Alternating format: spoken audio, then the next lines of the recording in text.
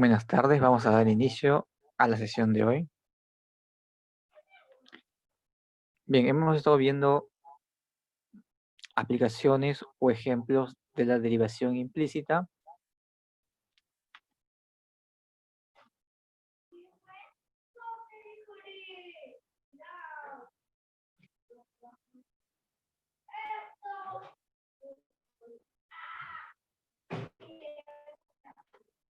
Entonces hemos visto que en una ecuación de dos variables podemos despejar X o podemos despejar Y, o quizás no se pueda despejar ninguna de ellas.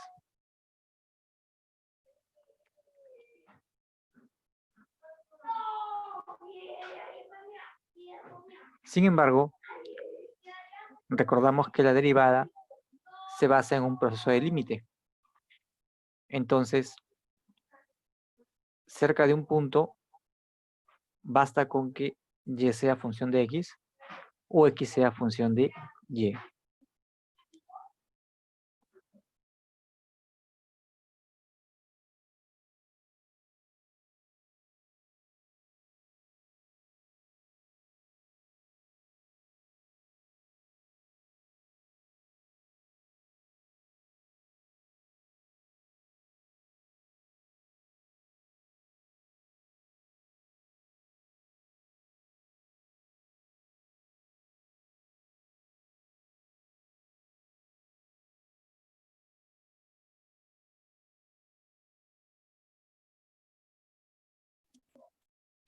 Entonces se define una ecuación implícita en las variables X y Y a una ecuación de dos variables, donde f es una función.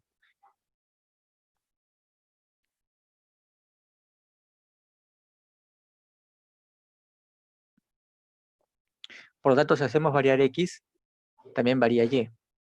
Es decir, podemos entender que Y es función de X, o bien que X es función de Y.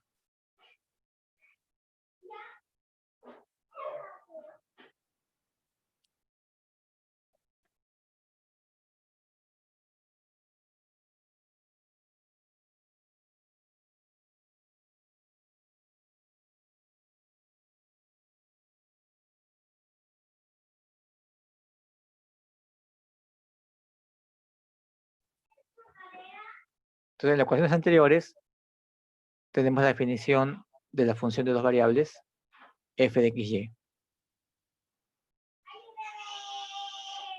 Nosotros estamos trabajando en funciones reales de variable real, es decir, en funciones que dependen solo de una variable.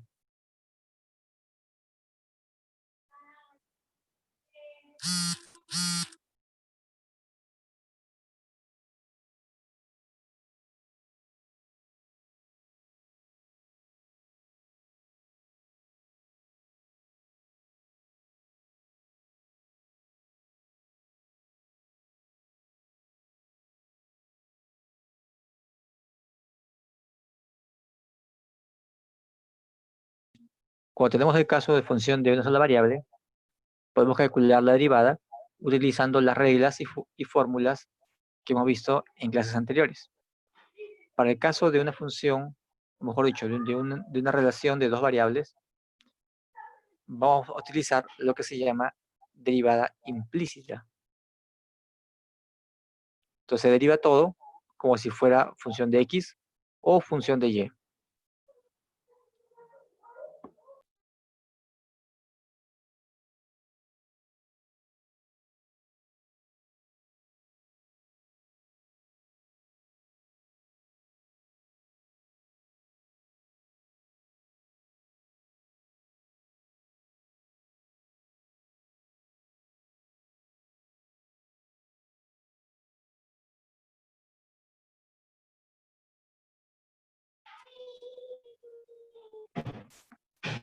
Bien, en este caso tenemos f de x, y igual 0. Entonces derivamos ambos lados de la expresión y utilizamos la regla de la cadena.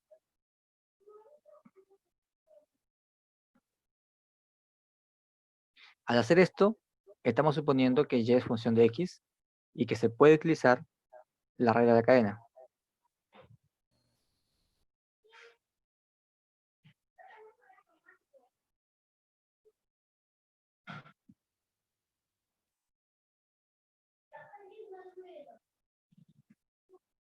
El objetivo es poder encontrar la derivada de y respecto de x. Y esa derivada también va a ser expresada como una función de dos variables.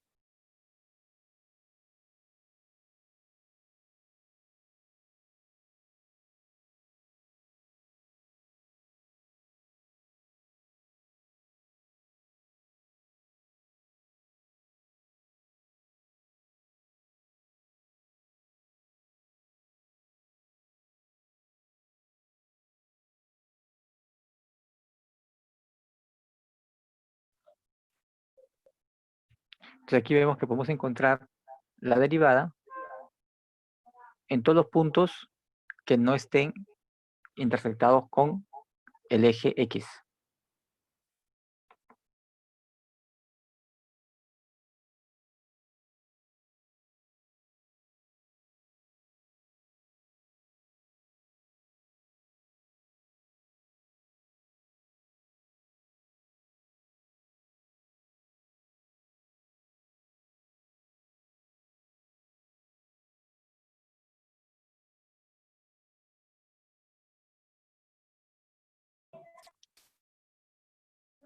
Entonces, al momento nosotros hemos derivado expresiones de X, no hemos derivado expresiones de Y. Entonces, por ejemplo, aquí estoy derivando Y cuarta. Si Y fuera una variable independiente, la derivada de Y respecto de X sería igual a 0, porque serían independientes. Si fuesen independientes sería 0.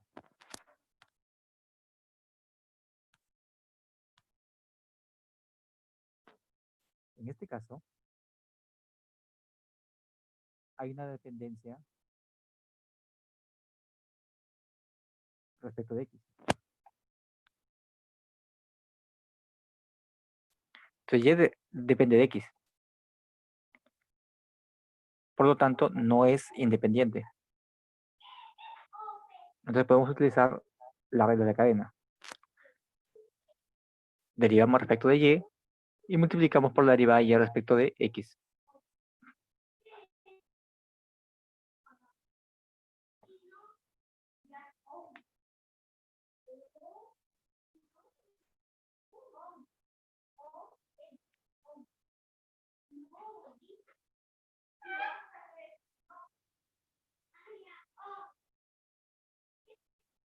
Entonces, de igual manera, si tenemos una expresión del tipo x cuadrado más y, aplicamos la regla de la suma, la derivada de x cuadrado es 2x, y la derivada de y me queda como y'.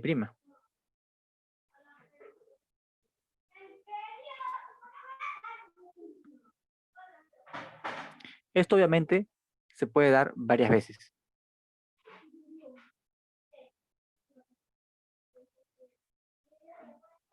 Es decir, ¿cuál sería la segunda derivada respecto de x de y cuarta?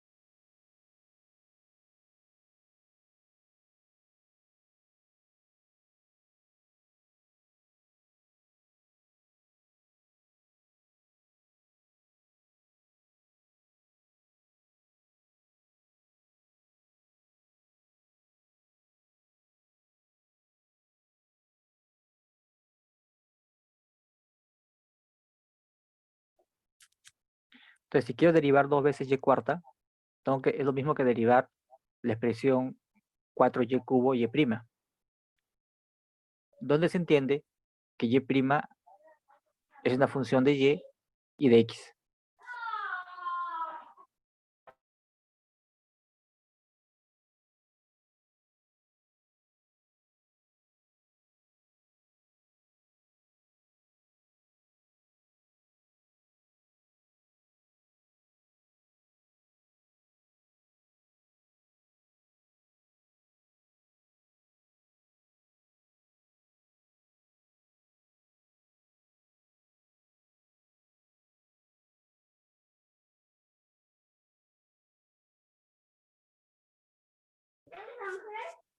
Aplicamos la regla del producto, tengo 4y cubo, o la derivada de 4y cubo por y prima, más 4y cubo por la derivada de y prima.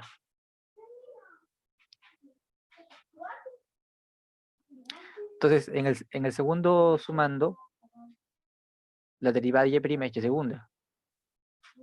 En el primer sumando, tendría que operar la derivada de 4y cubo.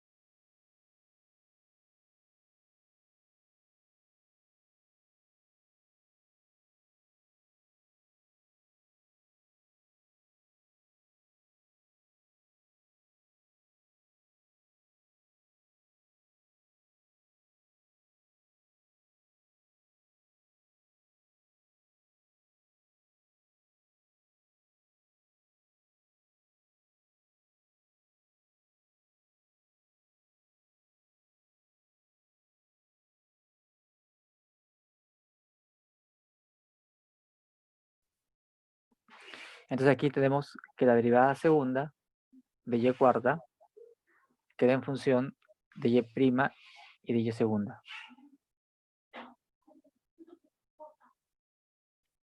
Y eso es lo más que podemos simplificar esta expresión.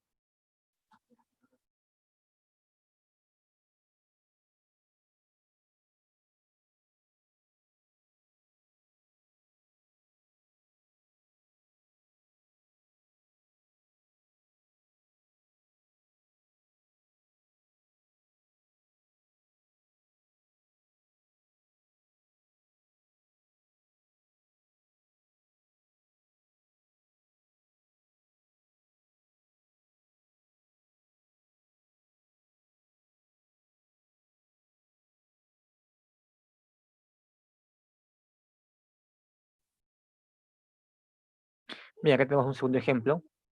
Coseno de x más y igual y seno de x.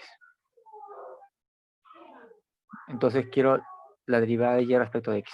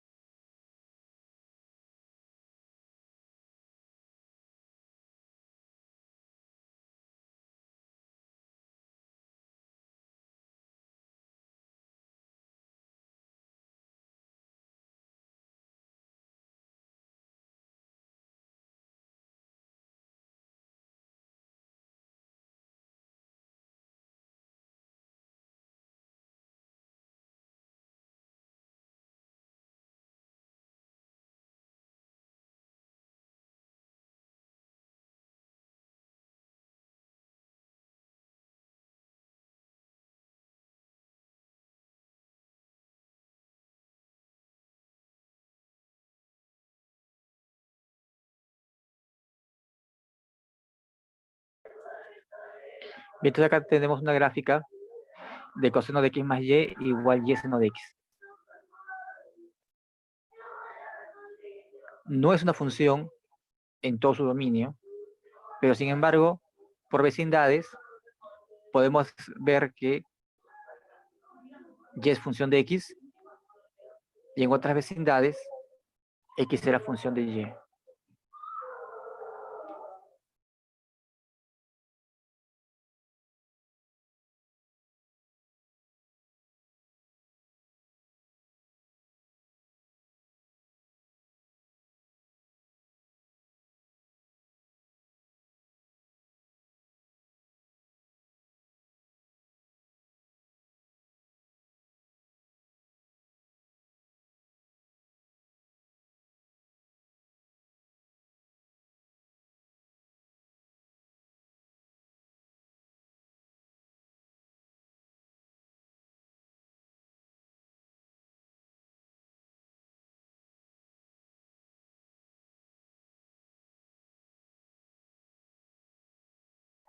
Comenzamos a derivar de forma implícita.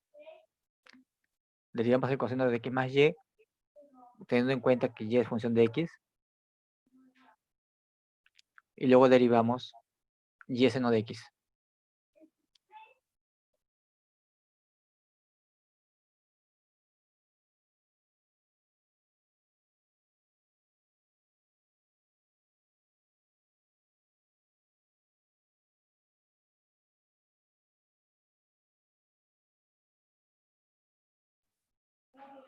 Derivamos el coseno, y luego derivamos x más y. De igual manera derivamos y seno de x con la regla del producto, y vamos despejando derivada de y respecto de x.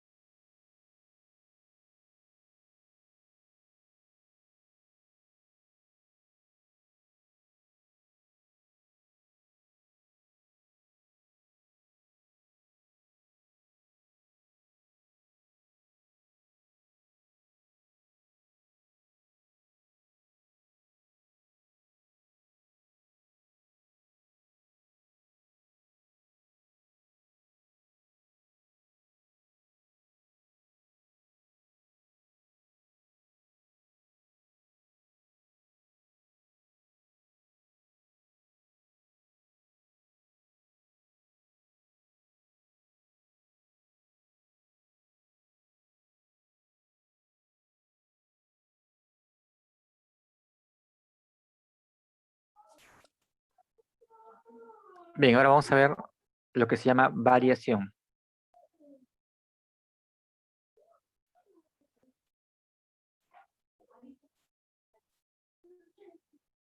Entonces, la variación de x, más conocido como delta, la definimos como x menos x0.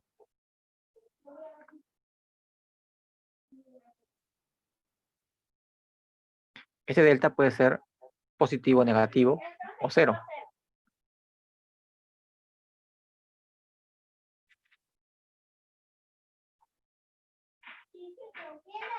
La variación de f, o variación de la función, o variación de y, o incremento,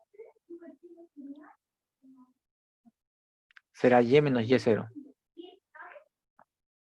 Es decir, cuánto cambia la función al cambiar x0 por x.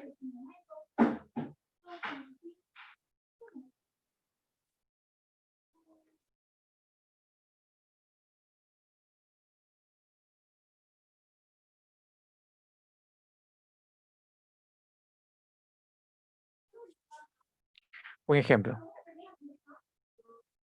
Tenemos el costo total de fabricar una cierta cantidad de unidades. Está dada por esta función costo. Entonces, ¿cuál será la variación cuando yo aumento en una unidad la producción? Y luego en 2 unidades. Entonces tengo que calcular el costo en 41, el costo en 40, y la diferencia es la variación. De igual manera, calculo el costo en 42, la diferencia con el costo en 40 es la variación.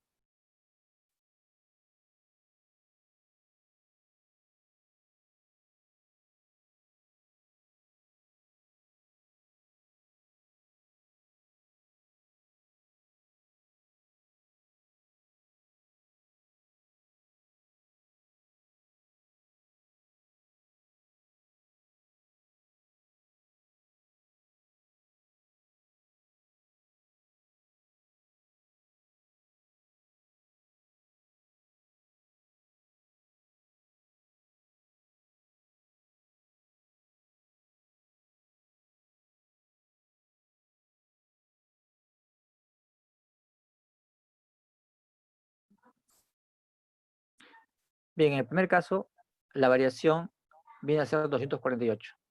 La variación en el costo.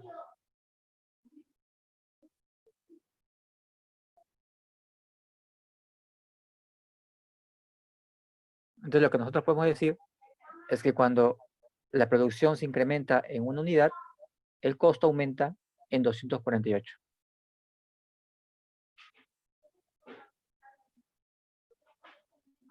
Para el segundo caso, calculamos la variación. En este caso, la variación es 502.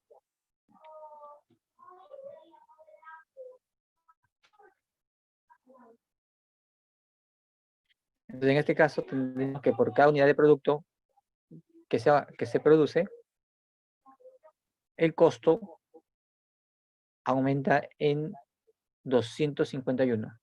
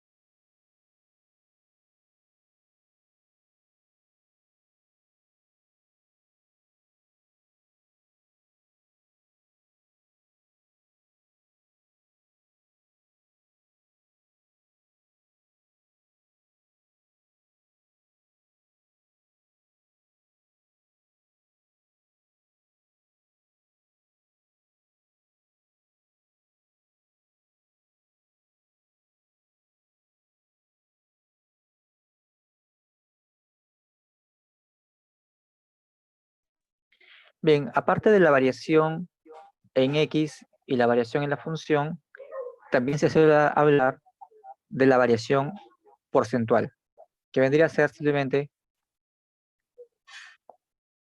cuánto varía la función respecto al valor original en X0.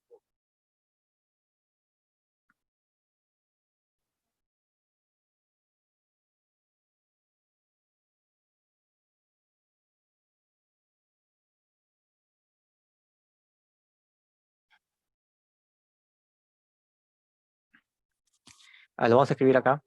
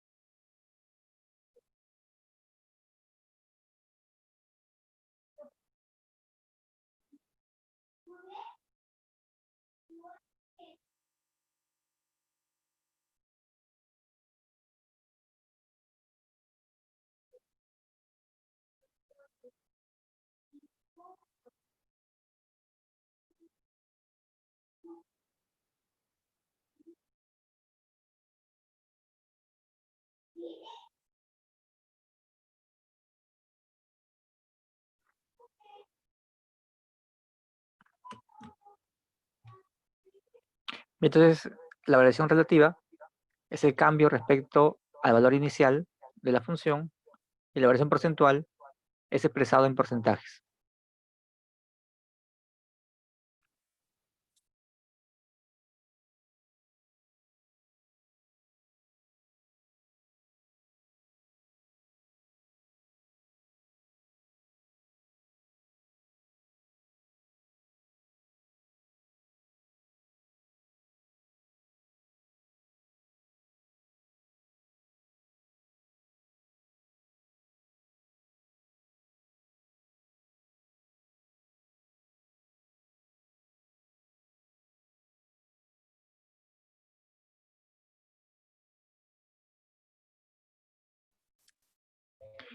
Bien, esta es la variación de la función y la variación de x. También existe otro concepto llamado cambio, el cambio promedio o la variación promedio.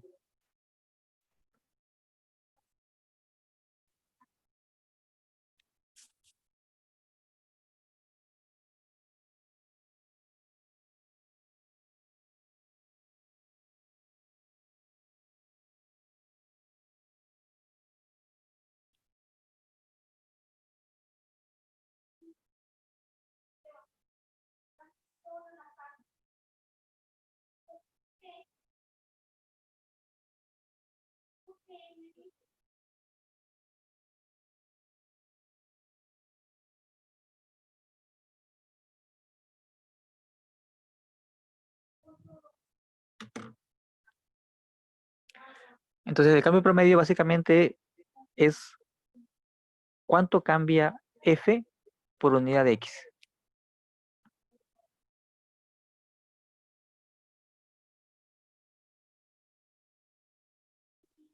¿Por qué? Porque si yo pongo delta de x igual 1, es decir, cuando x cambia una unidad, lo que tengo es el delta de y, el cambio. Entonces sería, el cambio promedio es la variación de y por unidad de x. O sería también variación unitaria.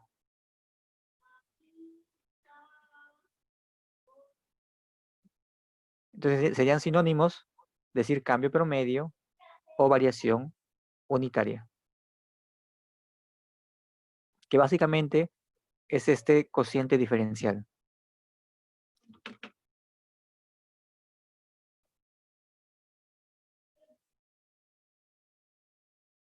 El cambio promedio depende, como se ve en la fórmula, del intervalo que nosotros tomemos para definir y.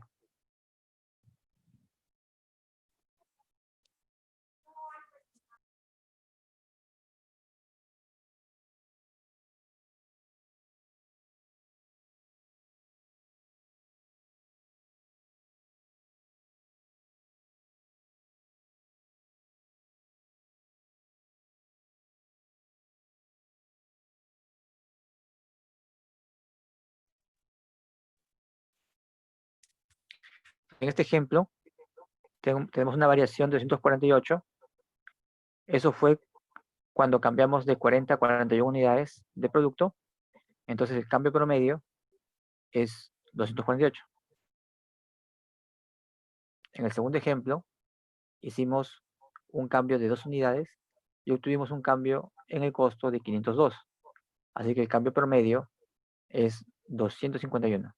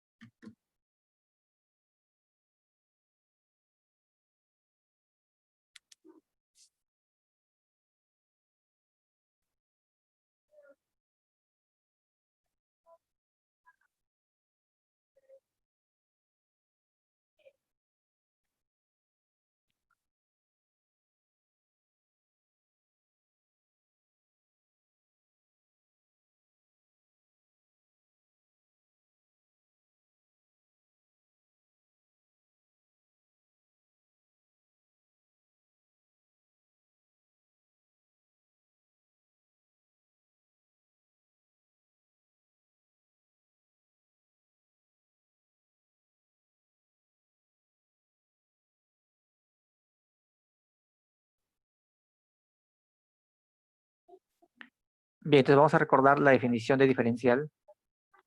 Si tenemos una función que es derivable, entonces podemos aproximar el cambio por la derivada. El cambio unitario lo vemos como la derivada.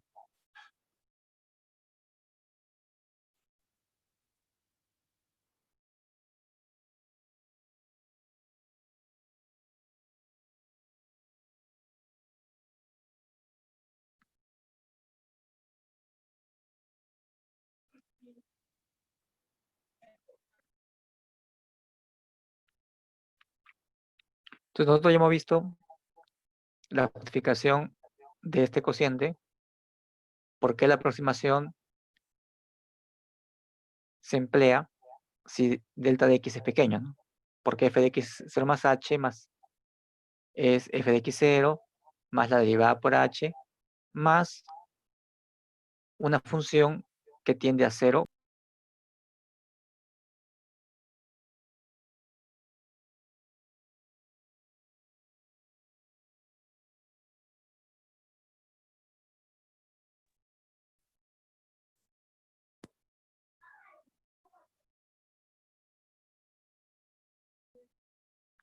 Entonces estamos diciendo que el cambio se aproxima por la derivada y la variación de x.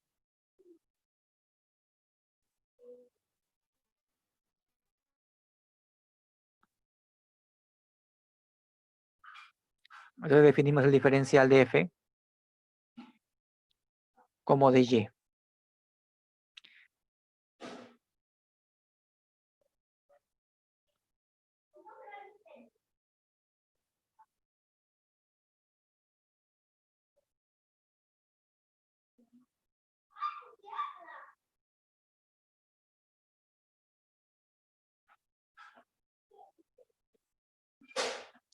Ahora,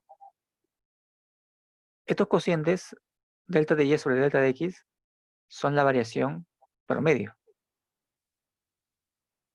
Si yo hago tender delta de x a 0, estoy tomando variaciones promedio sobre intervalos cada vez más reducidos.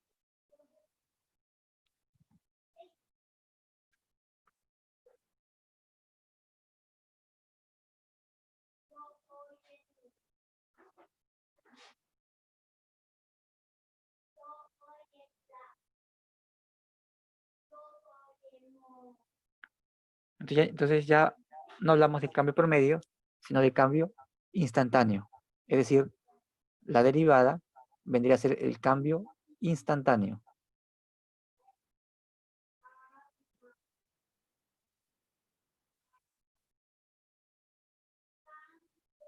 Mientras que este cociente delta de y sobre delta de x es el cambio promedio.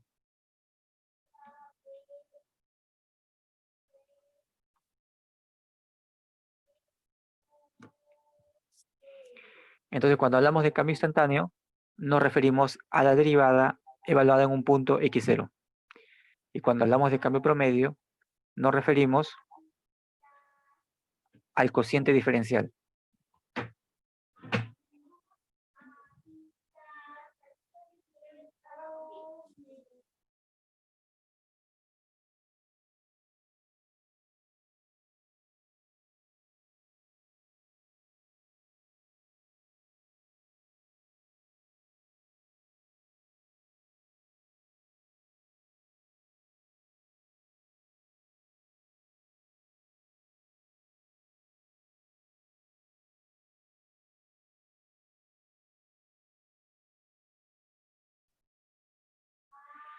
Un ejemplo, calcular la raíz 65 utilizando diferenciales.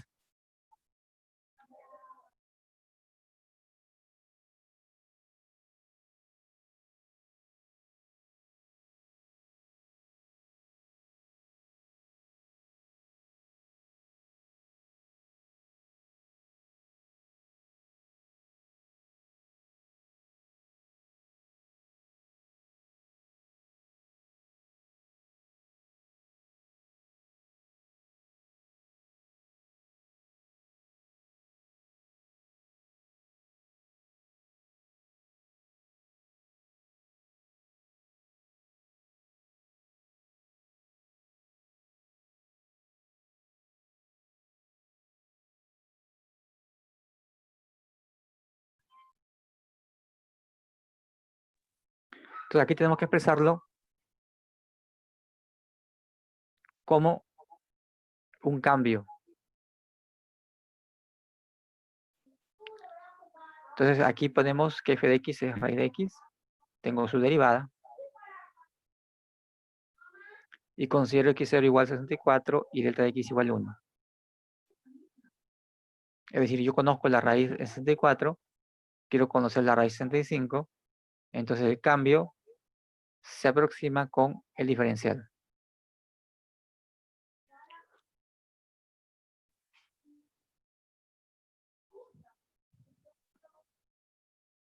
Evalúo la derivada en 64, me sale 1 sobre 16, el delta de x es 1,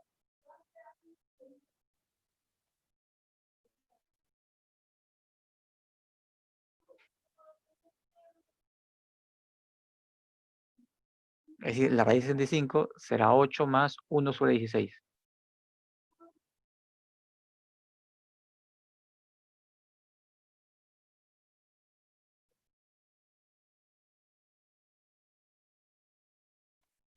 Si vemos una cantidad de 6 dígitos de la raíz de 65, vemos que hay una coincidencia en 4 dígitos.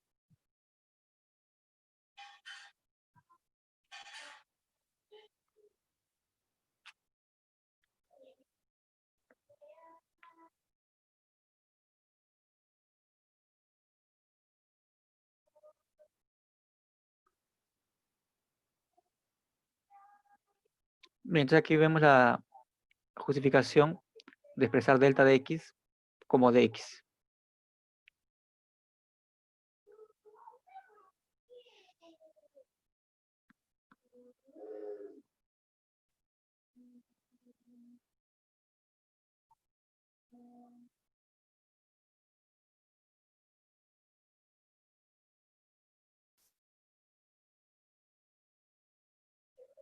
Bien, volviendo a un ejemplo de costo de producción,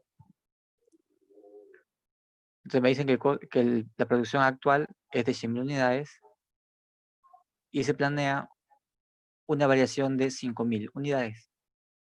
¿Cuál será la variación en el costo?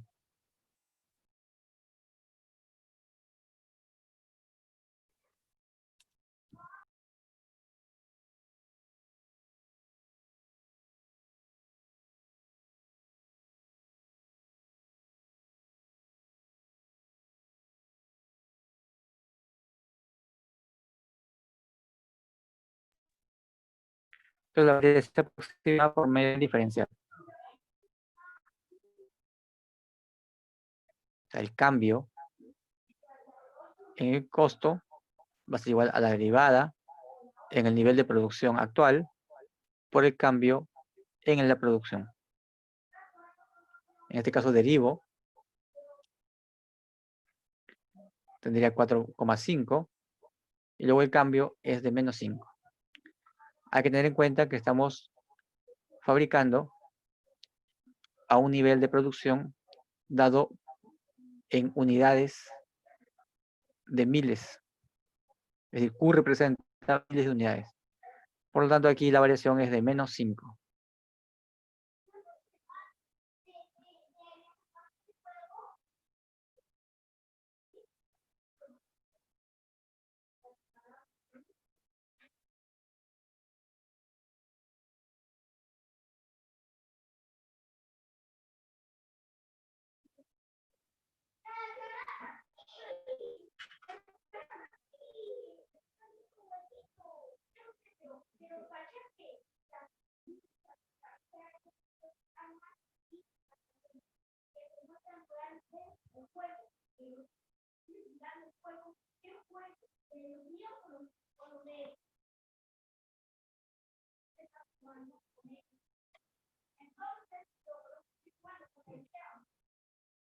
Bien, como había comentado, la razón de cambio promedio será la variación de la función por unidad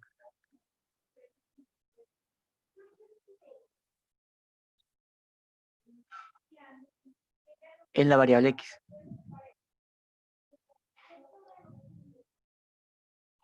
Y la razón del cambio instantánea será el límite de esos cambios promedio.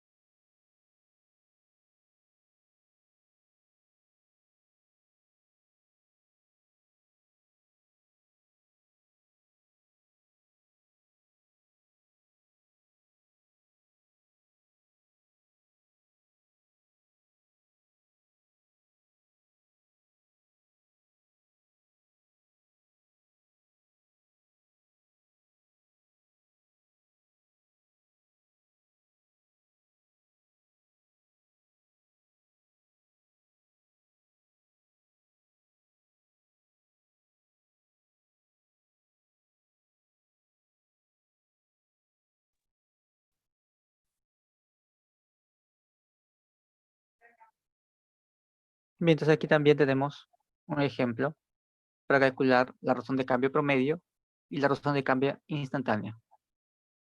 La razón de cambio promedio depende de dos valores en la producción, es decir, estamos evaluando sobre un intervalo.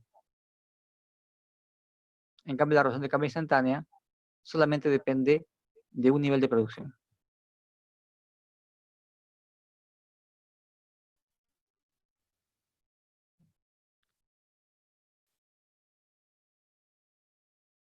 Algo que hay que ver aquí es el tema de los signos. Si el signo es positivo, entonces vamos a decir que hay un aumento, y si es negativo, hay una disminución. También hay que expresar las unidades. En este caso, será unidad monetaria por unidad de producto.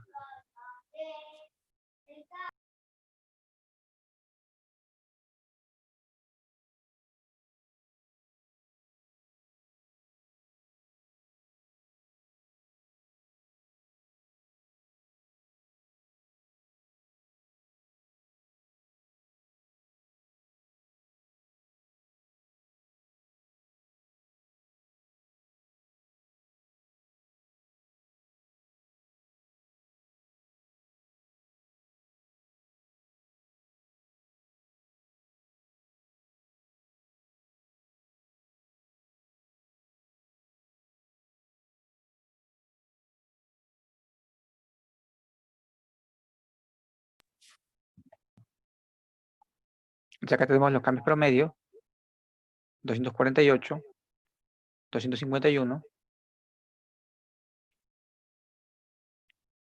Entonces en este caso vemos que cuando tenemos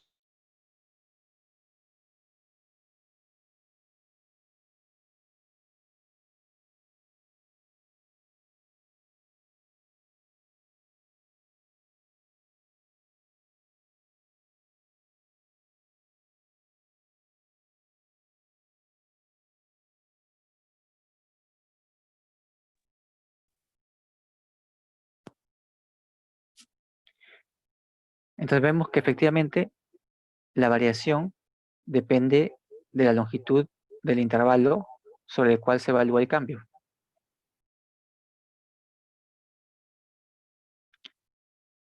Entonces, cuando la longitud o el cambio es en 2 unidades, tenemos 251.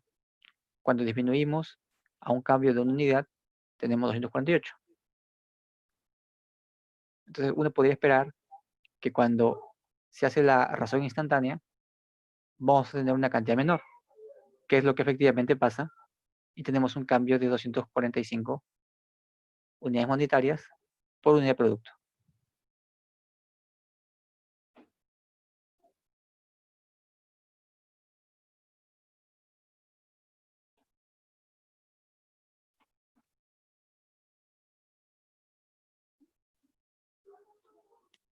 La interpretación que se da del cambio va a depender del contexto. Por ejemplo, si estamos hablando de la posición de una partícula, entonces la variación de la posición es la velocidad. Y tenemos velocidad promedio y también velocidad instantánea.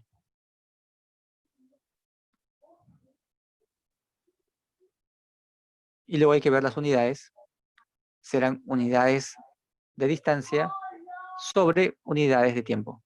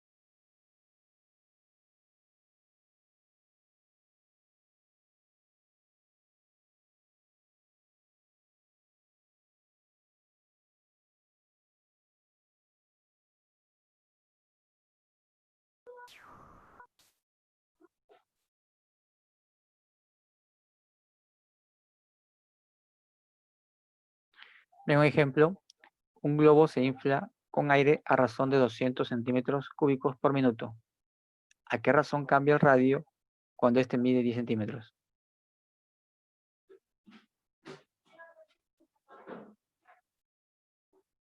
Entonces tenemos que expresar el volumen utilizando la variable radio.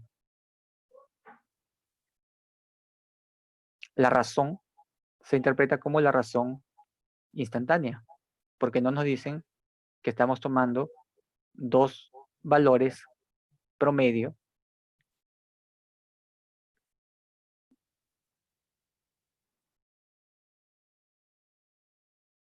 Y lo que vemos aquí son unidades de volumen sobre unidades de tiempo. Entonces será el cambio instantáneo del volumen respecto del tiempo. Y eso es 200. Ahora expresamos el volumen como una función del radio de la esfera, R.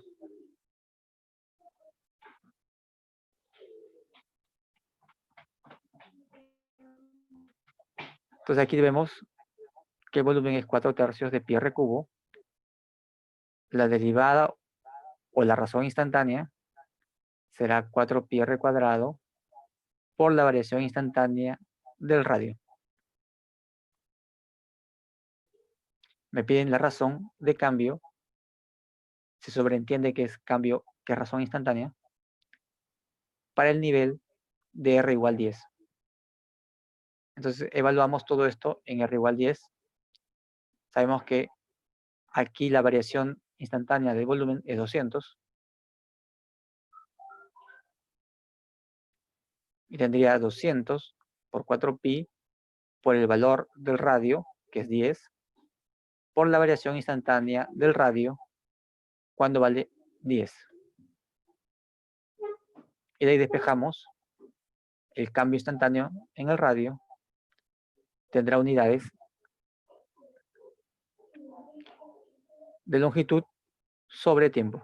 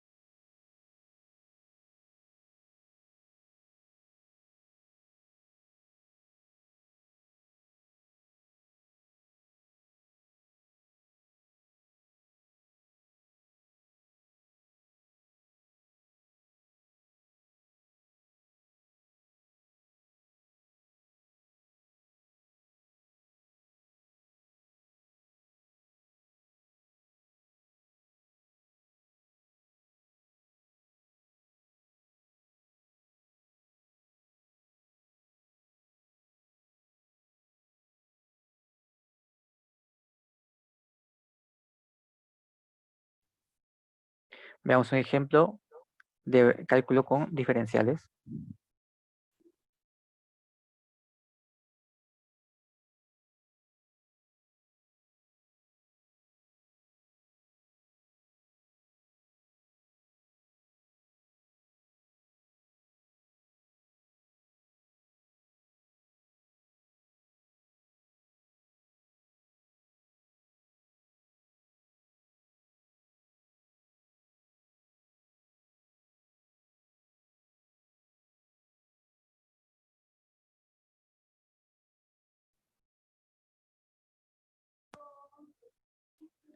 Quiero calcular el valor aproximado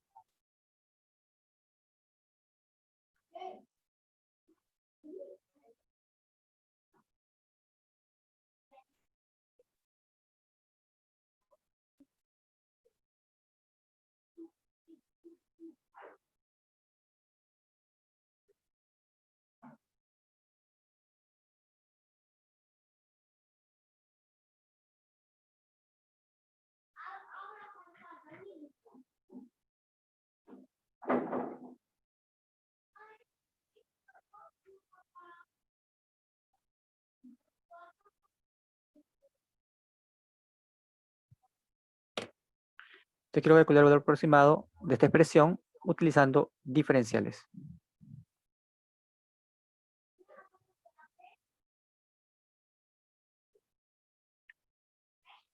Entonces tenemos que encontrar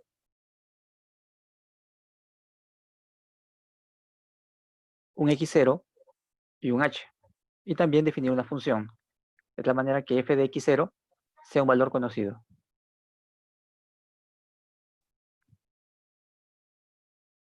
Entonces, si obviamos los incrementos de 0.01 y de 0,02, tendríamos 3 cuadrados más 4 al cuadrado radical, y eso valdría 5.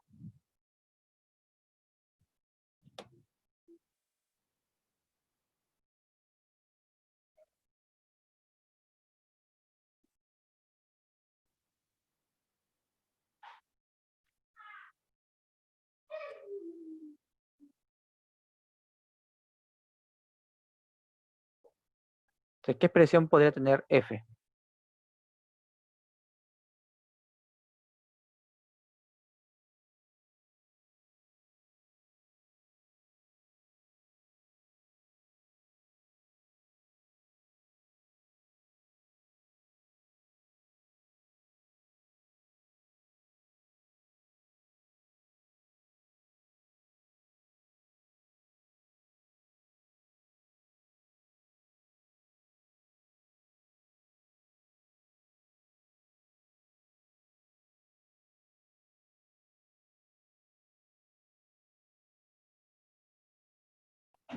Podríamos definir f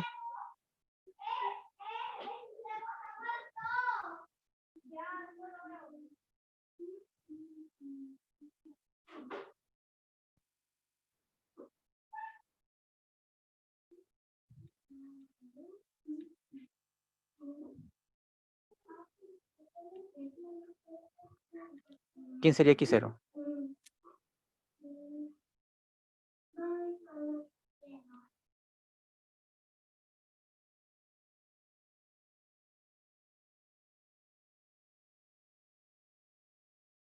Entonces, podríamos poner x0 igual 0 y h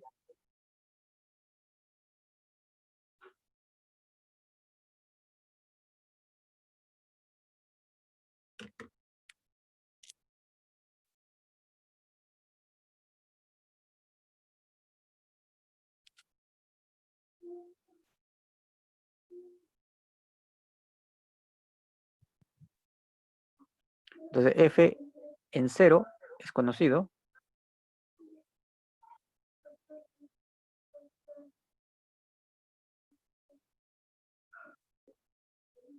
Lo que yo quiero es cuánto vale f en qué valor.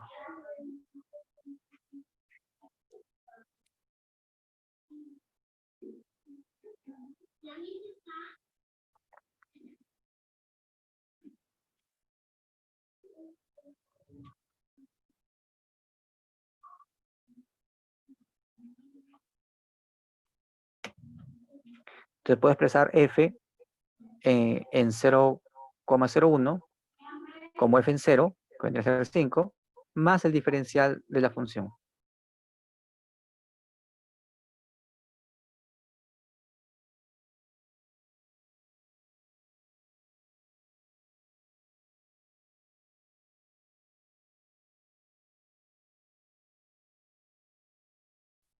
Ahora resta calcular el diferencial.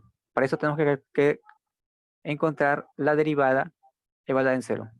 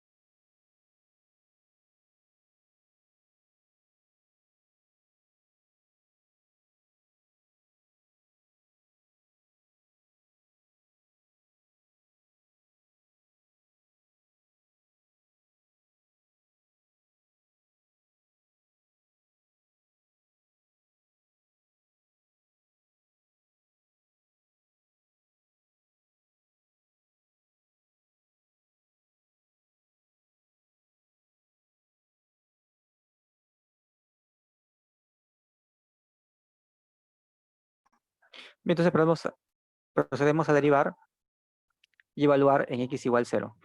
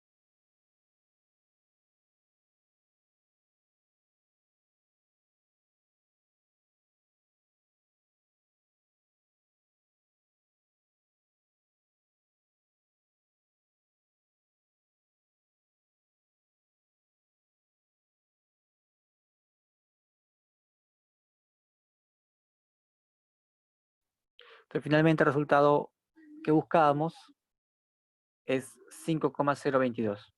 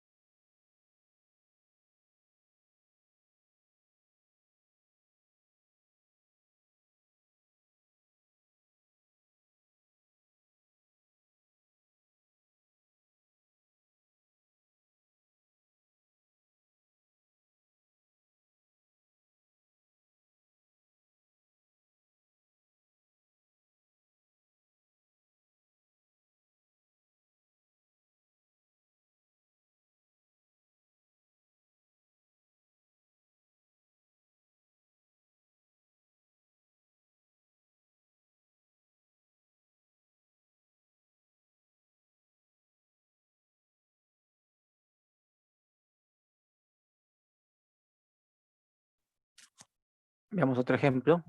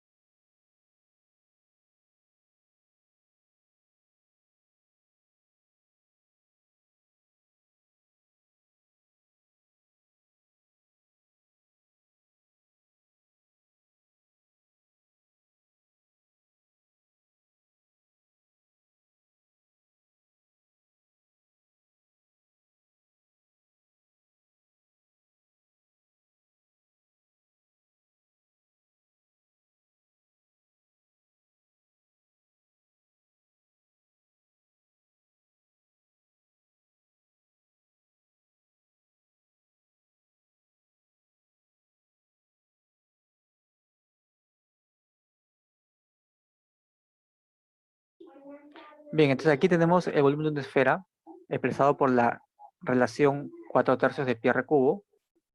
Tenemos como datos que r es 2,2 y pi es 3,14.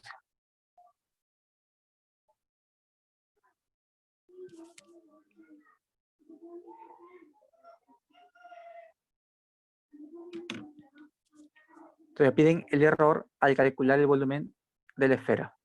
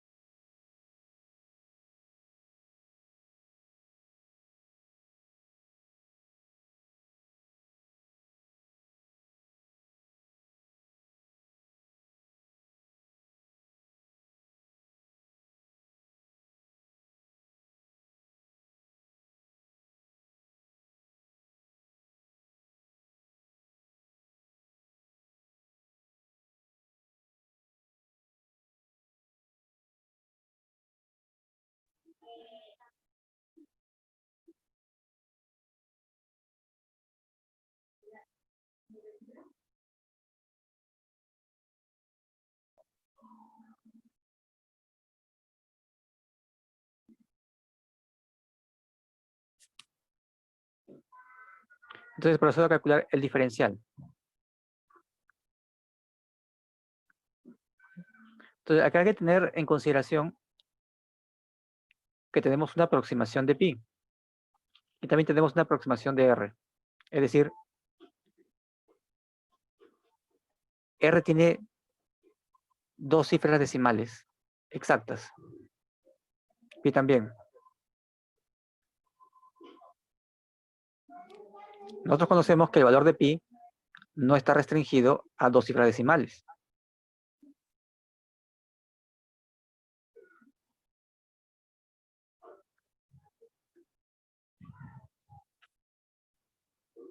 Entonces vamos a considerar el diferencial como si pi fuera una variable más.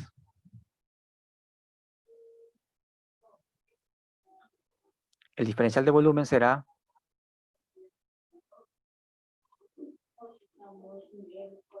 4/3. Acá aplicamos el diferencial del producto.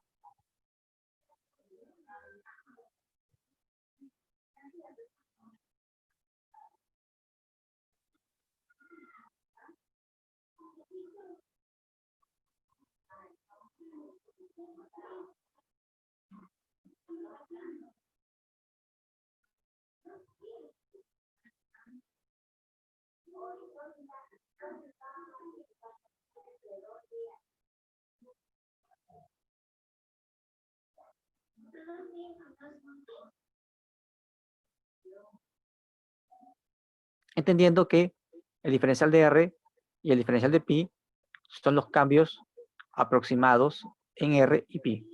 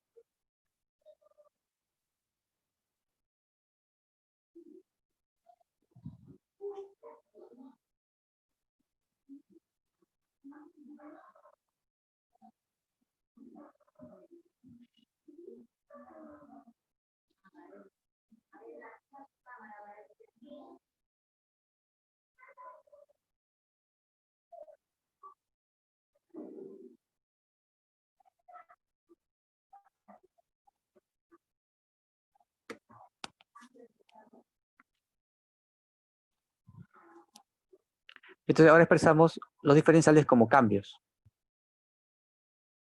O sea, el cambio aproximado en el volumen será el volumen por 3 veces el cambio porcentual en el radio más el cambio porcentual en pi. ¿Y quiénes son? Bueno, los valores de R y de pi ya son datos. Faltaría ver qué cosa es delta de R y qué cosa es delta de pi.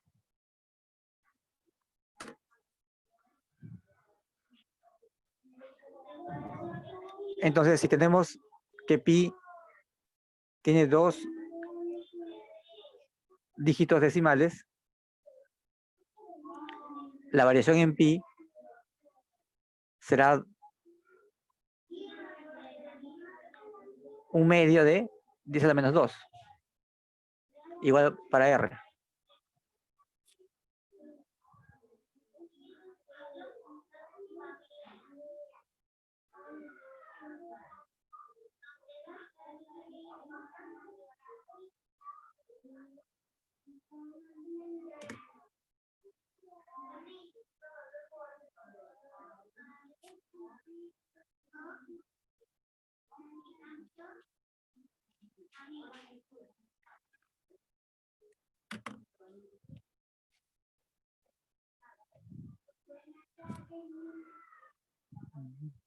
Profesor, Sí, ¿por qué la diferencial de R es 0,5 por 10 a la menos 2?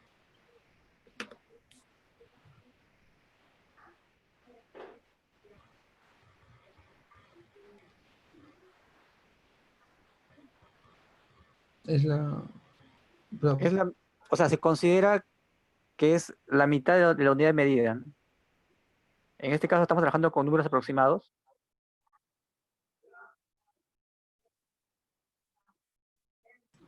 Ah, bueno, gracias. ¿Sí? Bueno.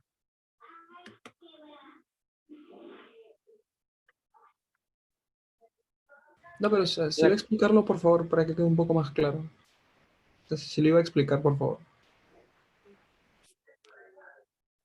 No, acá estamos viendo que el valor bueno, en este ejemplo, el valor numérico, tanto de R como de pi, están siendo aproximados, ¿no? Porque obviamente pi no es 314.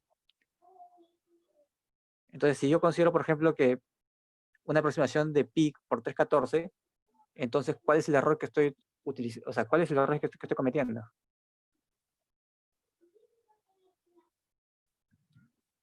Eso lo pueden ver de repente más claro con pi.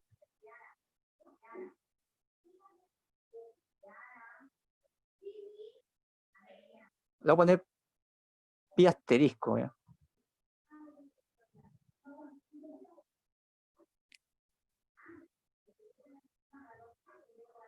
Entonces, el error exacto, o mejor dicho, el error sería la diferencia entre pi asterisco y pi, ¿no? Este sería el cambio.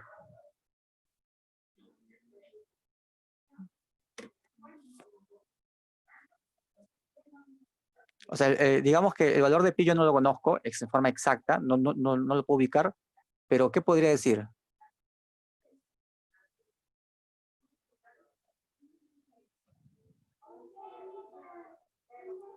O sea, si 3.14 está a la izquierda de pi, le he llamado pi asterisco, bueno, una aproximación, ¿qué valor puedo poner a la derecha de pi?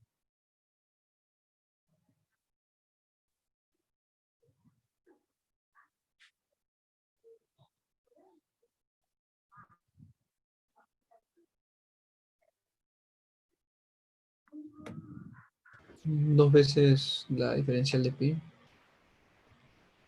No, claro, sí, claro, a eso vamos a llegar, pero 7 es 3,14, entonces le aumento una unidad de medida, o sea, sería 0,01, ¿no? O sea, esto de acá sería 3,15, ¿no?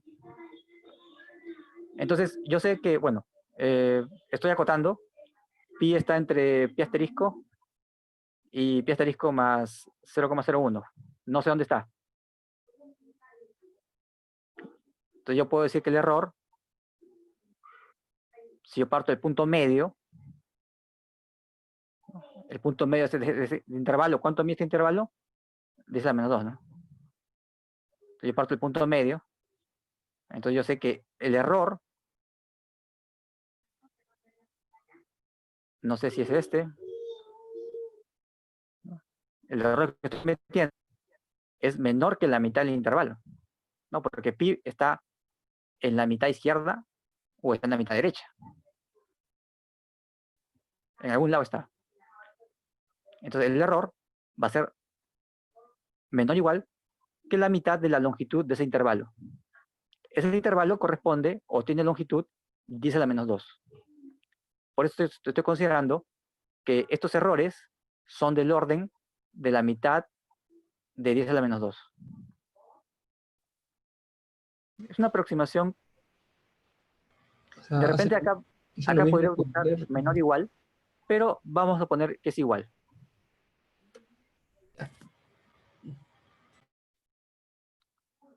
Lo mismo va a pasar con R.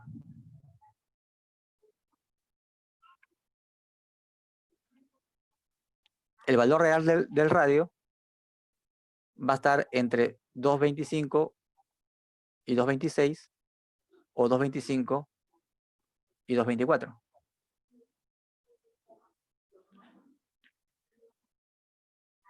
Bien, finalmente, solamente para poner aquí la expresión porcentual del error.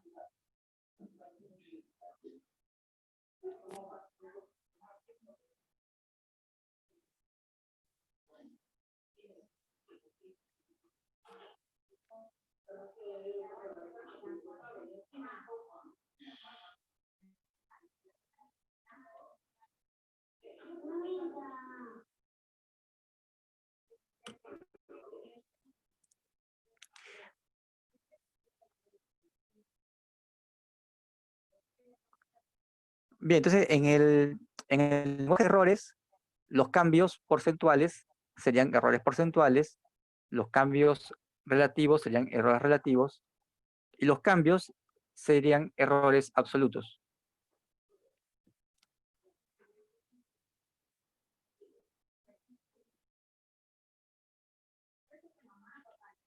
Entonces, si P asterisco es una aproximación de P,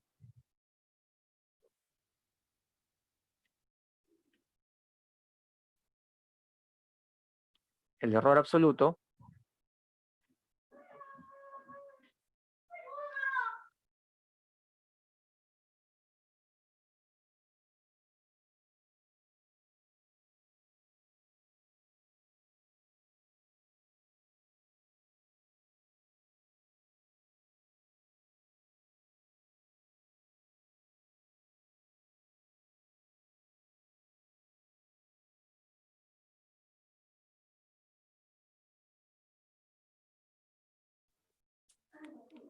ok, entonces, si estoy considerando una aproximación P estrella, el error absoluto sería la distancia entre el valor aproximado y el valor exacto. En este caso vemos P. El error relativo sería el error absoluto sobre el valor exacto.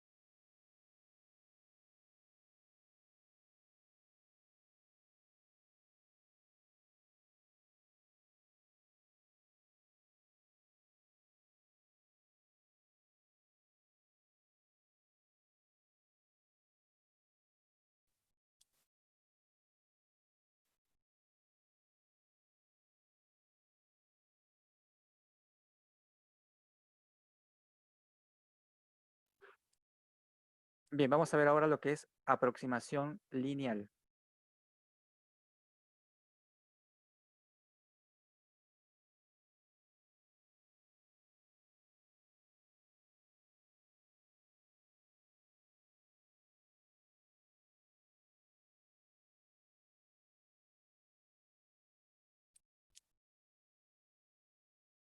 Cuando vimos la clase pasada, la interpretación geométrica del diferencial,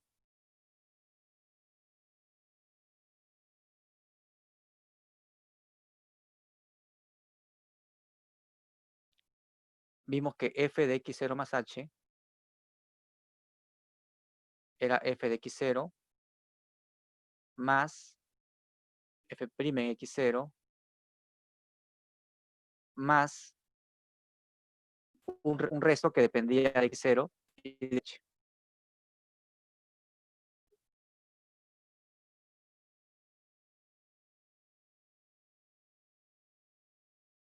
Y habíamos visto que eso era porque a partir de un punto trazamos la recta tangente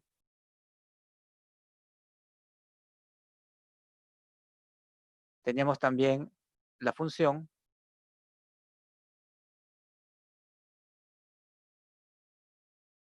y la discrepancia entre la curva y la recta tangente era R.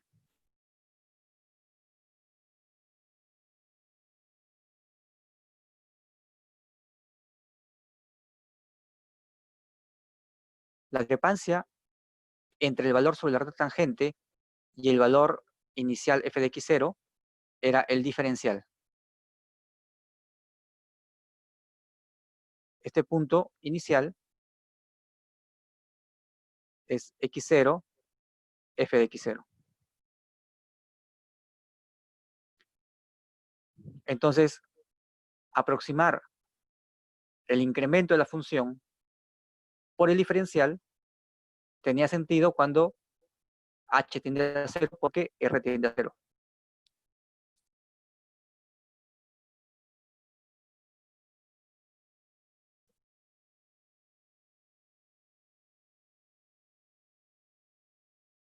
Por lo tanto, la recta tangente es una buena aproximación cerca del punto de contacto.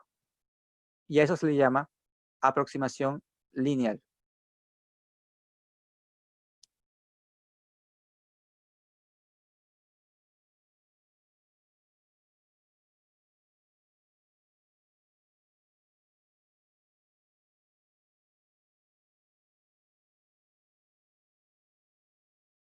Entonces, ¿cuál será la expresión para la aproximación lineal?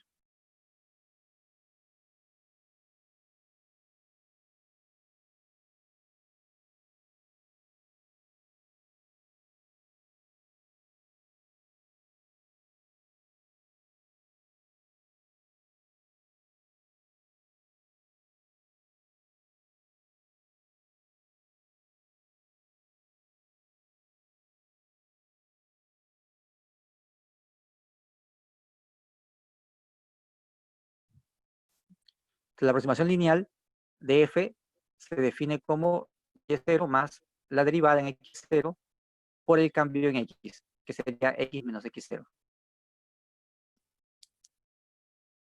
La aproximación lineal, como he mencionado, tiene sentido utilizarla solamente cuando h es pequeño.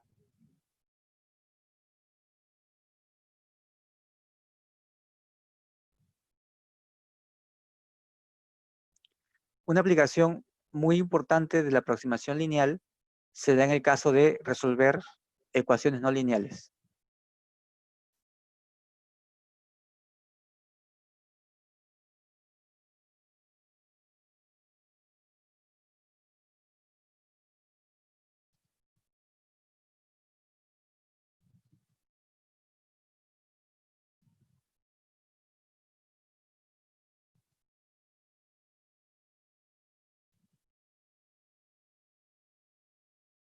Entonces consideremos que queremos resolver una ecuación no lineal del tipo f de x igual 0.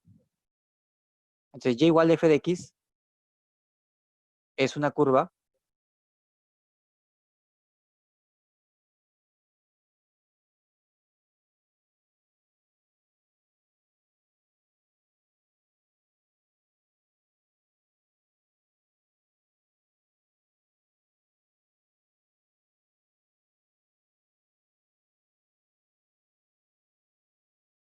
Entonces yo quiero determinar en qué punto C la función se anula.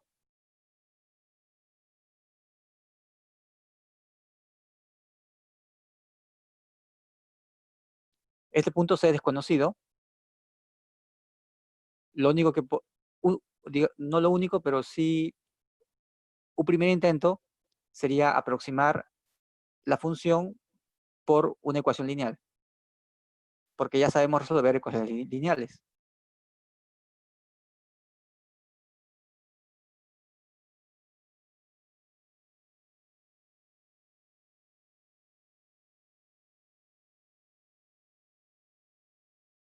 Entonces comenzamos en un punto x0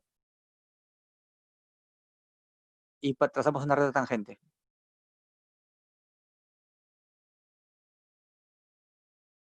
A la intersección con el eje x le llamo x1.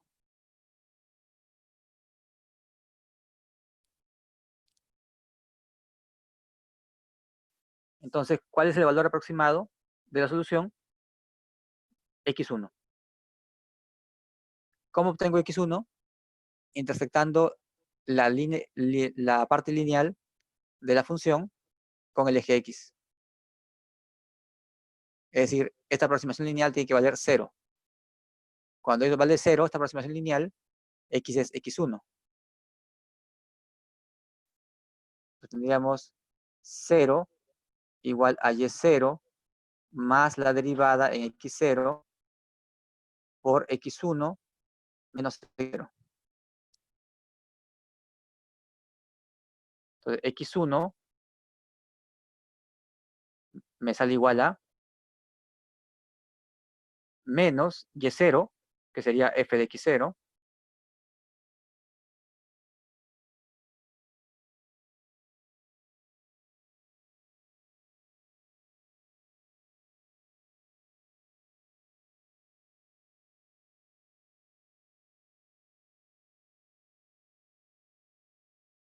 sobre la derivada. ¿Okay? Entonces, con esto ya tengo el valor de X1, que sería una aproximación de la solución. Nuevamente puedo aplicar el mismo método. Es decir, considerando ahora que parto de X1, trazo una tangente para X igual a X1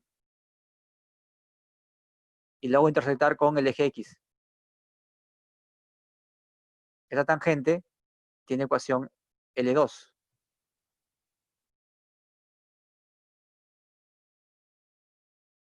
Y al punto de intersección le llamo X2. Y luego otra vez sobre X2 hago nuevamente el proceso.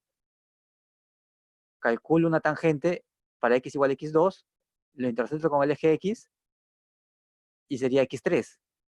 Y gráficamente podemos ver que nos vamos acercando al valor C.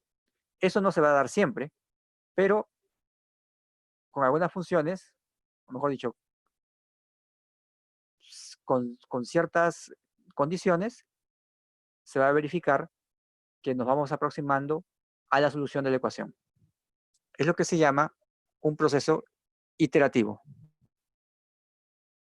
Entonces, en general,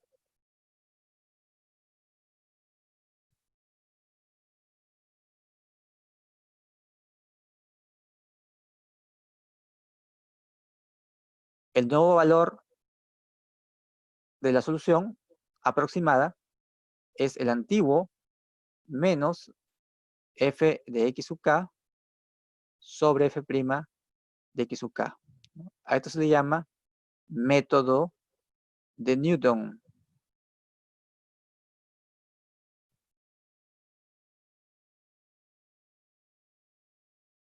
El método de Newton es un método muy importante. No solamente se usa para la función de una variable, sino para función de n variables.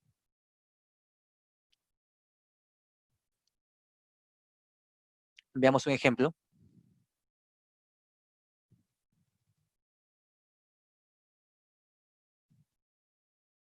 Aproximar la raíz de 5.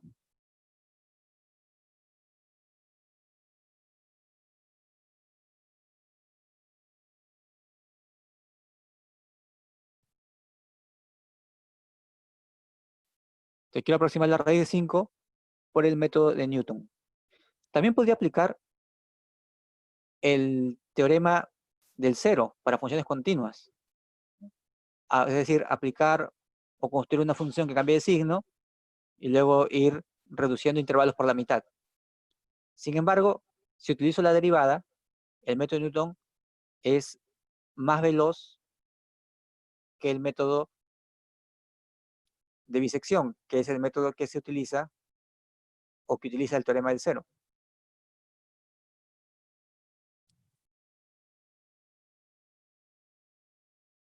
Bien, si yo quiero que x sea raíz de 5,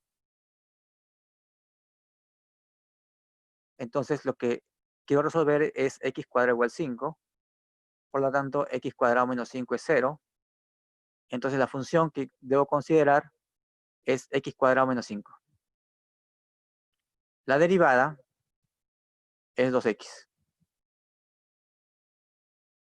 Un punto de partida sería un valor para el cual la raíz es conocida. Por ejemplo, 4.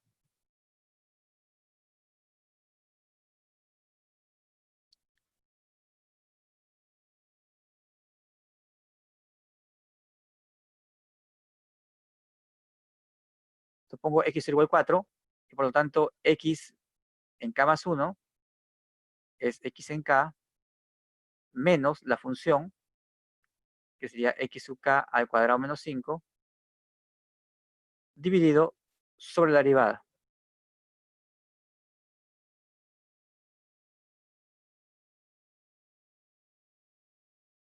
Considerando que x sub 0 vale 4, es decir, si k vale 0, acá tendremos 4 menos,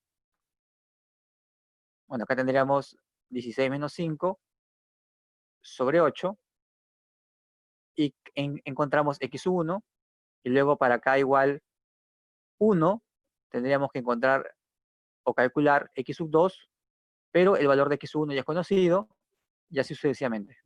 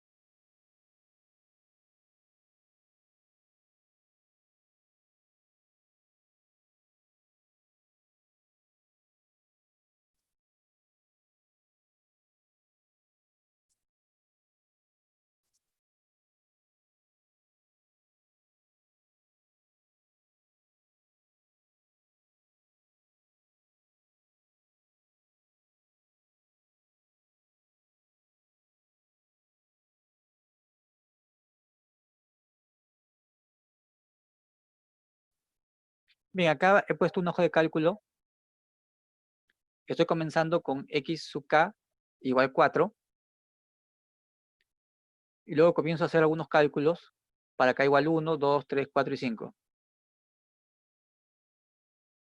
La fórmula es el paso anterior, la aproximación anterior, menos x sub k al cuadrado menos 5 sobre 2 veces x sub k.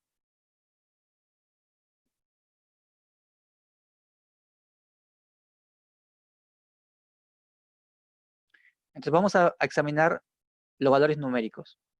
Comenzamos con 4. Una vez que se ha aplicado el proceso una vez, x sub 1 sería 2,625. Luego el siguiente valor es 2,264, 8. Luego el siguiente valor es 2,236. Entonces vamos a ver qué valores, o mejor dicho, qué cifras de esta aproximación se quedan estáticas o estables. Por ejemplo, el 2 continúa y ya no hay variación en el 2. El 6 cambió por un 2, pero luego ya no hay variación en ese 2.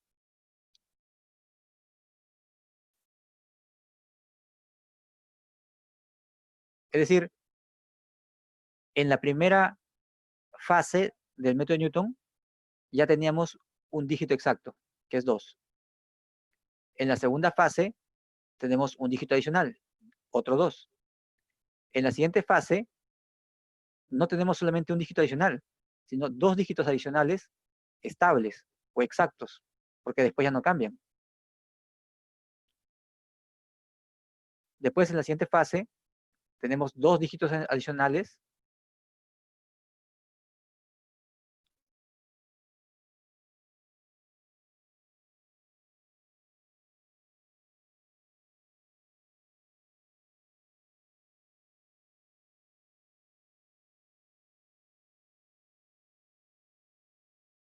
y al final, en la fase 5, ya el número ya no cambia. Pero para llegar a la fase 5 tenemos 9 cifras decimales. Es decir, en cada iteración o en cada paso se ha ganado de 1 a 2 cifras decimales exactas. El método de Newton tiene esta característica de que es bastante rápido en alcanzar la solución de una ecuación no lineal.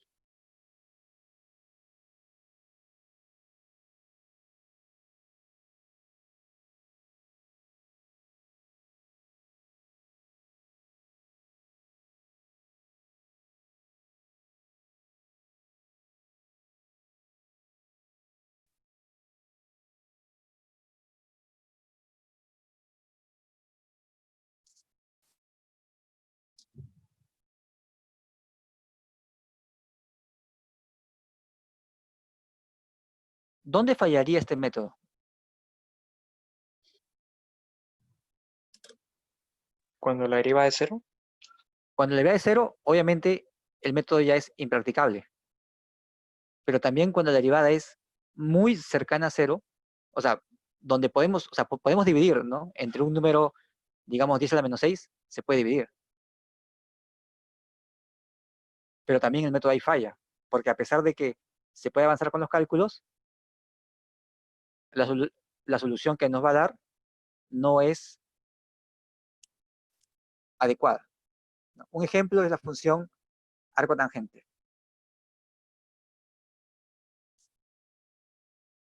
Vamos a poner eso como observación. Si la derivada es nula o es cero en un intervalo, en un punto o en un intervalo.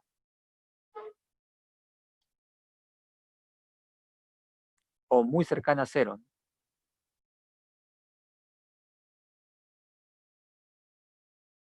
El método falla.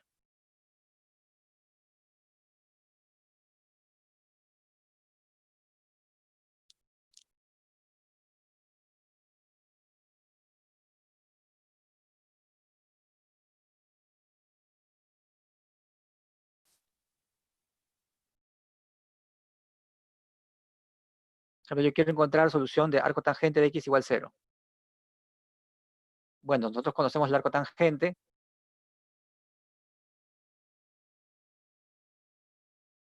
Arco tangente 0 es 0, así que una solución fácil sería esa.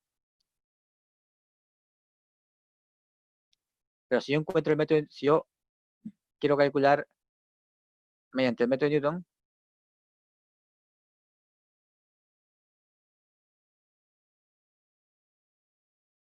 calculo la derivada.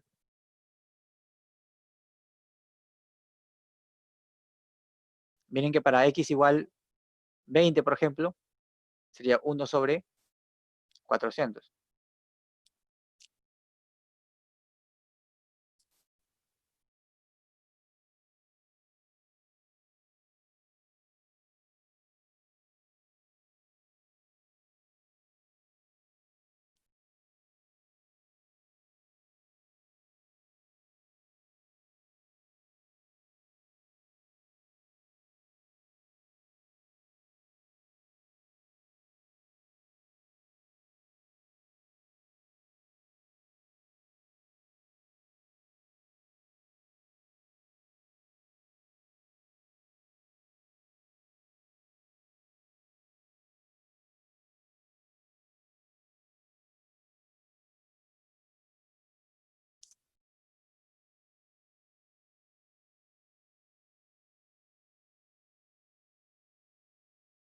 Entonces vamos a ver los valores numéricos cuando comenzamos con x0 igual 20.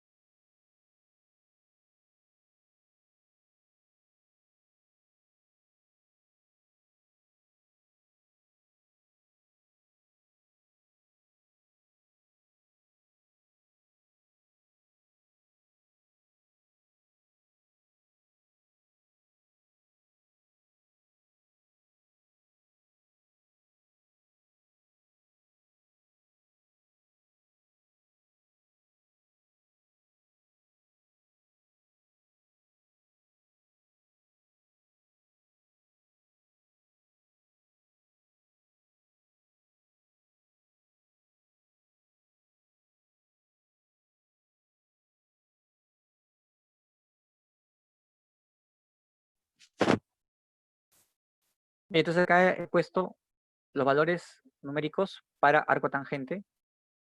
La tabla de la izquierda es para el ejemplo anterior, que era f de x igual x cuadrado menos 5. En cambio, la tabla de la derecha es para f de x igual arco tangente.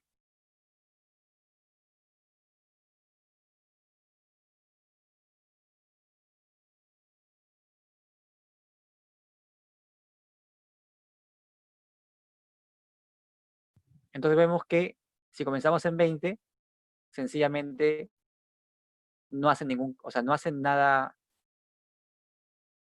aproximado, ¿no? O sea, es un comportamiento errático.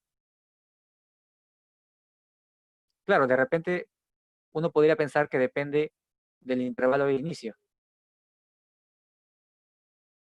Es decir, que yo acá en la función x cuadrado menos 5, de alguna manera le di un valor inicial adecuado y por eso la función converge.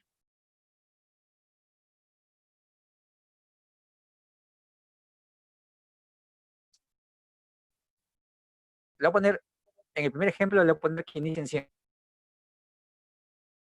Vemos que se demora un poquito más, pero llega a estabilizarse. Es decir, que el método de Newton funciona para la función x cuadrado menos 5 para diferentes valores iniciales, no necesariamente cercanos a una solución, sino para valores también lejanos. Inclusive si le pongo 1000, la solución comienza a acercarse a la verdadera. Claro, va a demorar un poco más, pero sí lo va a hacer. Con arco tangente, sin embargo, eso no va a pasar. Va a haber regiones donde la curva es casi plana, por lo tanto, su aproximación lineal es casi constante y su intersección con el eje X se va a dar en más o menos infinito, que es lo que vemos aquí. Si comenzamos en valores más cercanos a 0, también tenemos problemas. Por ejemplo, aquí comenzamos en x sub k igual 10 y también hay problemas. Tendríamos que estar cercanos al valor real de la solución para tener una buena aproximación.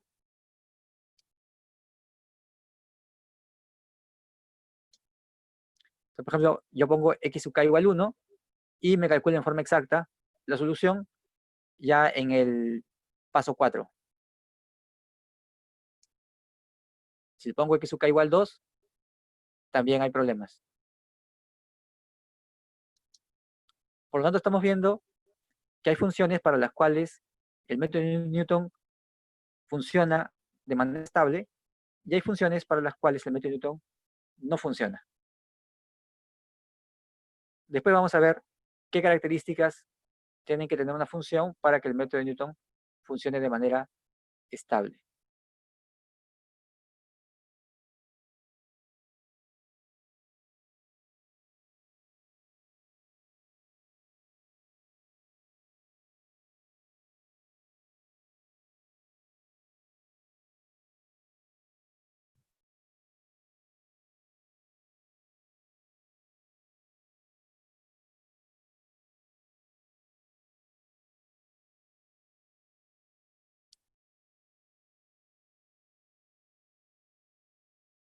Entonces lo que hemos visto hoy es lo que se conoce como cambio, variación aproximada, también el concepto diferencial y lo que conocemos ahora como aproximación lineal.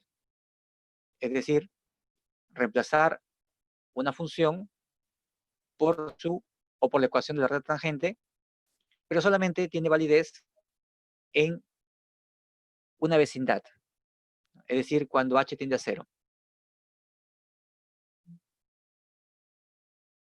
No podemos esperar que la aproximación lineal sea una buena aproximación en todo el dominio de la función. De hecho, una función diferenciable en cada punto tendría su aproximación lineal.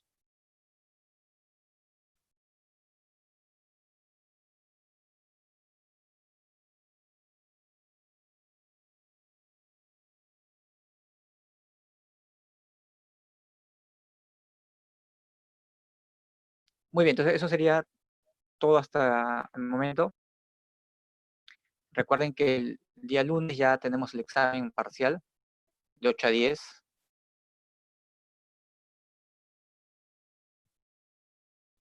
Cualquier duda o comentario, por favor, al correo.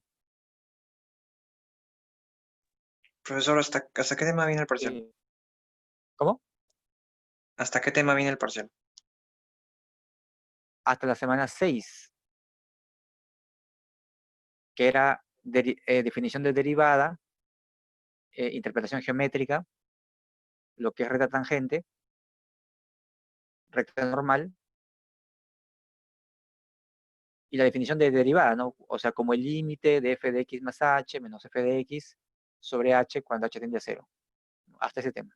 Regla de la cadena no viene entonces. No. Regla cadena no va a entrar. Ya, gracias, profesor.